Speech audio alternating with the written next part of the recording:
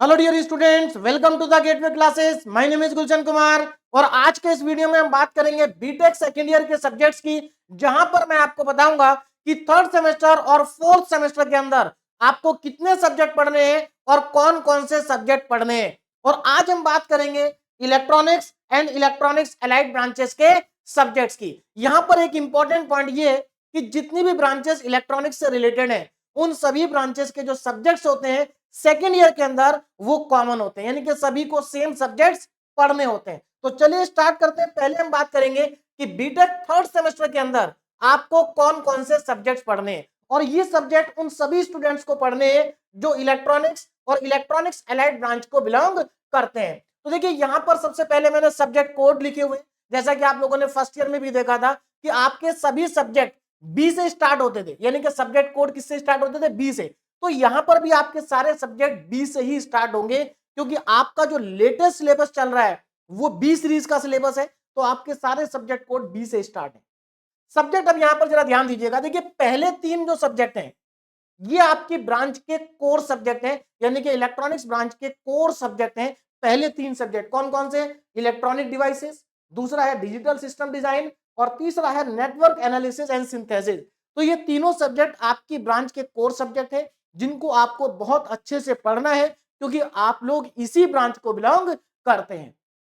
उसके बाद के जो तीन सब्जेक्ट हैं, यहां पर ध्यान दीजिए, इसके बाद जो तीन सब्जेक्ट हैं ये भी आपको पढ़ रहे हैं, यानी कि आपको थर्ड सेमेस्टर के अंदर टोटल 6 सब्जेक्ट पढ़ रहे हैं, और फोर्थ सेमेस्टर में भी आपको 6 सब्जेक्ट पढ़ने हैं। जबकि फर्स्ट ईयर के अंदर आप लोगों ने फर्स्ट सेमेस्टर में भी और सेकंड सेमेस्टर में भी 5 सब्जेक्ट्स पढ़े थे। तो यहां पर एक सब्जेक्ट आपको एक्स्ट्रा पढ़ना है। तो यहां पर नेक्स्ट सब्जेक्ट की बात करते हैं हम। देखिए नेक्स्ट क्या है? Cyber security, Python programming. देखिए यहां पर दो सब्जेक्ट है, एक साइबर सिक्योरिटी, एक पाइथन प्रोग्रामिंग।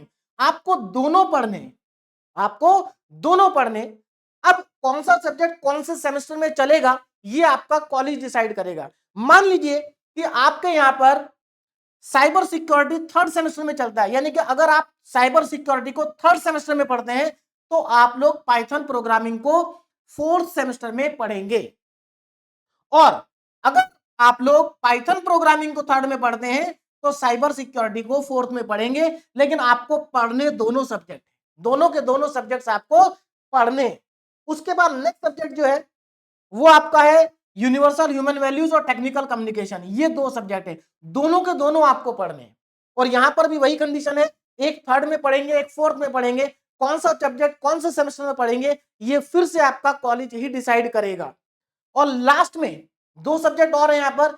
एक सब्जेक्ट आपका रहेगा साइंस बेस्ड ओपन इलेक्टिव का, साइंस बेस्ड इलेक्टिव का, और दूसरा रहेगा आपका इंजीनियरिंग मैथमेटिक्स 4। तो यहां पर अगेन फिर से वही सिचुएशन रहेगी कि साइंस बेस्ड इलेक्टिव अगर आप थर्ड सेम में पढ़ते हैं तो मैथ 4 को आप फोर्थ सेम में पढ़ेंगे, और अगर आप मैथ 4 थर्ड सेम में पढ़ते हैं तो साइंस बेस्ड इलेक्टिव को फोर्थ सेम में पढ़ेंगे। अब ये जो साइंस बेस्ड इलेक्टिव है इसके अंदर बहुत सारे सब्जेक्ट्स आते हैं, उनमें से आपको केवल एक सब्जेक्ट पढ़ना है। कौन सा सब्जेक्ट पढ़ना है ये भी आपका कॉलेज ही डिसाइड करेगा। क्लियर है? हाँ, मैथ 4 आपको पढ़ना है, चाहे आप इसको थर्ड सेम में पढ़े या फोर्थ में पढ़े।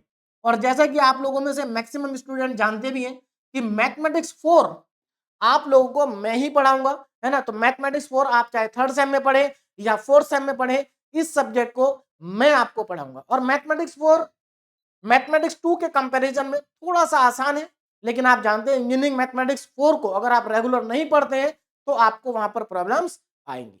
क्लियर है? चलिए, अच्छा यहाँ पर एक सब्जेक्ट के बारे में मैं आपको और बता देता हूँ, दैट इज पाइथन प्रोग्रामिंग। इस सब्जेक्ट में भी आपको काफी मेहनत करनी पड़ेगी, क्योंकि इस सब्जेक्ट के अंदर प्रोग्राम्स आते हैं, तो आपको प्रोग्रामिंग भी सीखनी होगी। क्लियर है? तो ये सब्जेक्ट भी आपके लिए आसान नहीं होगा, थोड़ा मेहनत करनी पड़ेगी आपको इसमें।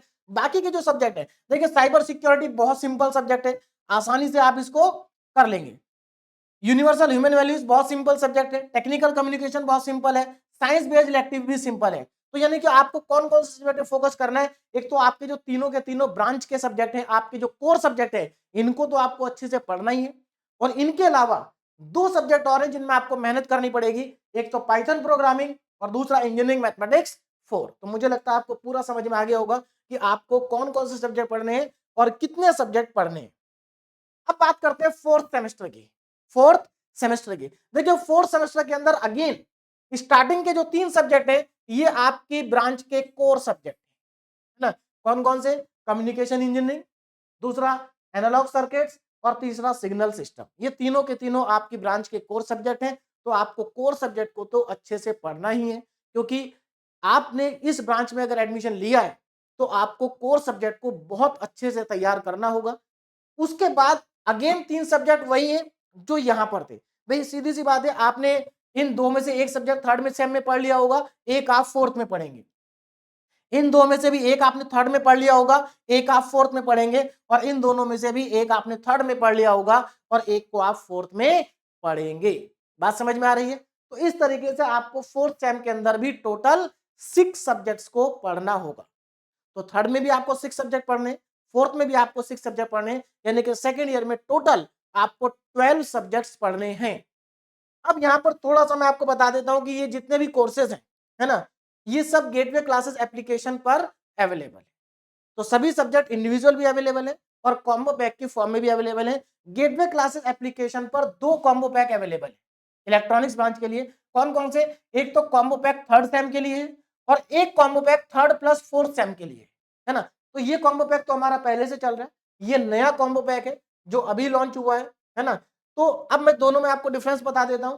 जो थर्ड सेम का कॉम्बो पैक है इसके अंदर इंजीनियरिंग मैथमेटिक्स 4 नहीं है, क्योंकि इंजीनियरिंग मैथमेटिक्स 4 का हमें नहीं पता होता कि आप कौन से सेम में पढ़ेंगे, तो इसलिए उसको इसमें इंक्लूड कर पाना पॉसिबल नहीं है। इसके अंदर आपको टोटल 5 सब्जेक्ट्स मिलेंगे अगर आप थर्ड सेम का कॉम्बो पैक लेते हैं। लेकिन क्योंकि बहुत सारे स्टूडेंट्स की रिक्वेस्ट आ रही थी कि सर हमें थर्ड और फोर्थ दोनों सेम का कॉम्बो पैक चाहिए, जैसे कि फर्स्ट ईयर में भी था फर्स्ट और सेकंड का कॉम्बो पैक। एक और रिक्वेस्ट थी कि सर इंजीनियरिंग मैथमेटिक्स 4 को आप कॉम्बो पैक में इंक्लूड कर दीजिए। तो देखिए इस वाले कॉम्बो पैक में तो इंजीनियरिंग मैथमेटिक्स 4 को इंक्लूड करना पॉसिबल नहीं था, लेकिन हमने जो ये थर्ड और फोर्थ सेम का कॉम्बो पैक है इसके अंदर इंजीनियरिंग मैथमेटिक्स 4 इंक्लूड है। तो आप लोगों की चॉइस है, आप दोनों में से किसको लेना चाहते हैं। दूसरी चीज, अगर कोई स्टूडेंट ऐसा है जिसने इसको ले लिया है लेकिन वो अब इसको लेना चाहता है, तो देखो उसके लिए ऑप्शन क्या है, ध्यान दीजिएगा। आपको इस हेल्पलाइन नंबर पर कॉल करना है। तो अगर आप इस हेल्पलाइन नंबर पर कॉल करेंगे तो आपको यहां से इधर शिफ्ट कर देंगे, ठीक है ना। तो अगर आप चेंज करना चाहें तो आप चेंज भी कर सकते हैं।